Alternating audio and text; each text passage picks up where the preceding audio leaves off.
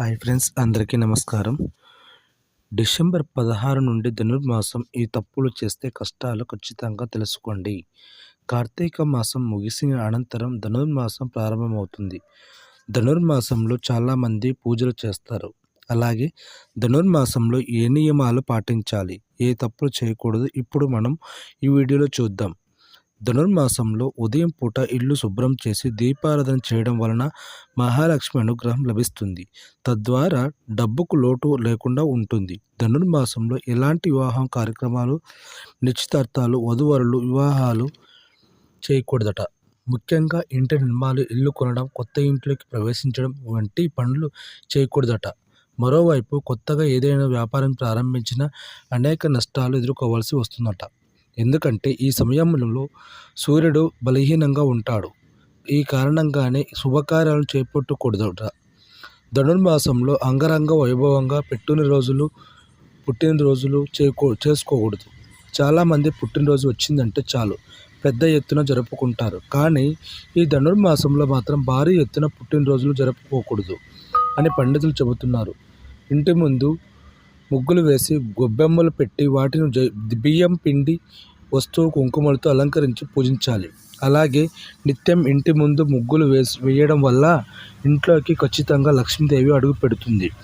ధనుర్మాసంలో నదుల్లో పుణ్యస్నానాలు ఆచరించి భక్తి శ్రద్ధలతో సూర్య భగవాను పూజిస్తే మంచిది అని వేద పండితులు చెబుతున్నారు. ధనుర్మాసంలో గోవును పూజించడం వల్ల ముక్కోటి దేవతల అనుగ్రహం లభిస్తుంది. దీంతో మీ ఇంట్లో ఆనందం వెల్లివిరుస్తుంది. భవిష్యత్తులో చాలా విజయాలు చేకూరుతాయి. హిందూ పురాణాల్లో చెప్పిన దాని ప్రకారం ధనుర్మాసంలో ఏదైనా శుభకార్యం చేస్తే అది అసలు కలిసి రాదట. దీనివల్ల మీ ఇంట్లో చెడు సంఘటనలు జరగవచ్చు. ఇంటికి అరిష్టాలు జరుగుతాయట. ఆర్థిక నష్టం సంభవించే అవకాశం ఉందని వేద పండితులు చెబుతున్నారు. అందుకే ధనుర్మాసంలో ఎలాంటి శుభకార్యాలు తలపెట్టకూడదని అంటారు. ముఖ్యంగా ధనుర్మాసంలో ఇల్లు మారకూడదు. అద్దె ఇళ్లలో ఉండేవారు ధనుర్మాసంలో వేరే ఇంటికి మారకండి. ఇలా చేస్తే మీ ఇంట్లో చాలా సమస్యలు వస్తాయి. ఇంటి ప్రధాన ద్వారం శక్తివంతమైనదిగా చేస్తారు. ఈ ప్రధాన ద్వారం ద్వారానే లక్ష్మీదేవి ఇంటి లోపలికి వెళ్తుంది. కాబట్టి వాస్తుశాస్త్రం ప్రకారం ఇంటి ప్రధాన ద్వారం ఎప్పుడూ శుభ్రంగా ఉంచుకోవాలి. ఇలా చేస్తే మీకు డబ్బుకు లోటు లేకుండా ఉంటుంది.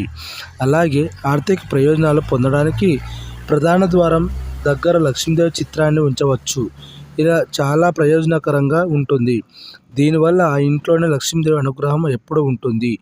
ధనుర్మాసంలో ఇంటి ఈశాన్య మూలల్లో గంగా జలాన్ని చిలకరించడం వల్ల కూడా ఇంటికి ఐశ్వర్యం వస్తుంది. అలాగే ప్రతి గురువారం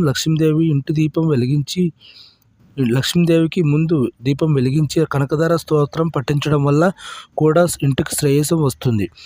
5 తమలపాకులతో పాటు 5 లవంగాలు కట్టి లక్ష్మీదేవికి నైవేద్యంగా పెట్టి ఆ తమలపాకును ఒక దారానికి కట్టి ఇంటికి తూర్పు దిక్కున వేలాడదీయడం వల్ల కూడా ఇంటికి శ్రేయస్సు, సంపద, ఆనందం వస్తుంది. మరి విశ్వాసాల ప్రకారం ధనుర్మాసంలో ప్రతిరోజు ఉదయం నిద్రం లేచి చేసి స్నానం విష్ణువును పూజించండి. విష్ణు పారాయణం చేసే ముందు విష్ణువు ప్రతిమ ముందు నెయ్యి దీపం వెలిగించి పూజ చేయండి. విష్ణువును పూజించడం వల్ల ఆర్థిక సమస్యలు తొలగించి పోతాయని పండితులు చెబుతున్నారు. విష్ణువును ప్రసన్నం చేసుకోవడానికి పూజ చేసే సమయంలో పసుపు బట్టలు, ఎరుపు రంగు దుస్తులు ధరించాలి. ప్రతి వస్తువు ఎరుపు బట్టలు ధరించి పూజించే వ్యక్తికి విష్ణువు యొక్క అనుగ్రహం లభిస్తుంది. ఎందుకంటే ఎరుపు, పసుపు రంగులు విష్ణువుకు ఇష్టమైన రంగులు. మత గ్రంథాల ప్రకారం ఎరుపు, పసుపు బట్టలు ధరించి నుదుటిపై పసుపు తిలకం పెట్టుకొని విష్ణువును పూజించడం ద్వారా విష్ణువు అనుగ్రహం ఎల్లప్పుడూ ఉంటుంది. ధనుర్మాసంలో విష్ణువు అనుగ్రహం పొందడానికి అరటి చెట్టు ముందు నెయ్యి దీపం వెలిగించండి. ఇలా చేయడం వల్ల భగవంతుడి అనుగ్రహంపై మీపై ఉంటుంది. అంతేకాకుండా ఇంట్లో ఆర్థిక సమస్యలు కూడా తొలగిపోతాయి. విష్ణు అనుగ్రహం కోసం అరటి చెట్టును పూజించడం శుభప్రదంగా చెబుతారు. విష్ణువును పూజిస్తే లక్ష్మీదేవి కృపకు పాత్రలు అవుతారని హిందూ పురాణాలు చెప్పబడింది. విష్ణువుకు జంతువులంటే చాలా ఇష్టం. విష్ణువును పూజించిన తర్వాత ఏదైనా జంతువులకు లేదా పక్షికి ఆహారం అందించడం చాలా శుభప్రదం అని నమ్ముతారు. ఇలా చేయడం వల్ల లక్ష్మీదేవి కూడా సంతోషిస్తుంది. అలాగే ఇంట్లో ఎల్లప్పుడూ ఆర్థిక సమస్యలు రాకుండా ఉంటాయి. జ్యోతిష శాస్త్రం ప్రకారం ఎవరి ఐశ్వర్యాన్ని పొందడానికి జాతక బలం కోసం గురువారం స్నానం చేసే నీటిలో చిటికెడు పసుపు వేసి స్నానం చేయాలి. ఈ జ్యోతిష పరిష్కారం చేయడం ద్వారా మీకు శుభ ఫలితాలు లభిస్తాయని, అలాగే జీవితం ఆనందం అదృష్టంలో నిండి ఉంటుందని పండితులు చెబుతున్నారు. పంచాంగం ప్రకారం సంవత్సరాన్ని 2 భాగాలుగా విభజించారు. ఉత్తరాయణ పుణ్యకాలం, దక్షిణాయన పుణ్యకాలం. మనకు ఒక సంవత్సరం దేవతలకు ఒకరోజు మార్గశిర మాసం దక్షిణాయన శుభ ఋతువుల్లో వస్తుంది. దేవతలకు ఉత్తరాయణ పుణ్యకాలం ఉదయం, దక్షిణాయన పుణ్యకాలం రాత్రి కనుక ఈ మాసం రాత్రి ముగిసే సమయం కనుక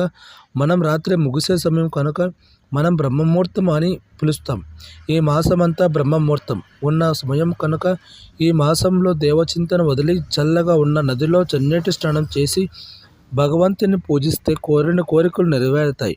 ఈ సమయంలో దైవచింత మాత్రమే చేయాలని పురాణ కథనం కనుక వివాహ నామకరణం, ఇంటి స్థలం కొనుగోలు వంటి వాటిని చేయరు కనుక ఈ నెలను శూన్యమాసంగా పరిగణిస్తారు. ఈ వీడియో నచ్చితే లైక్ చేసి సబ్స్క్రైబ్ చేసుకోండి. మీ ఫ్రెండ్స్కి షేర్ చేయండి. థ్యాంక్ యూ ఫ్రెండ్స్, ధన్యవాదములు.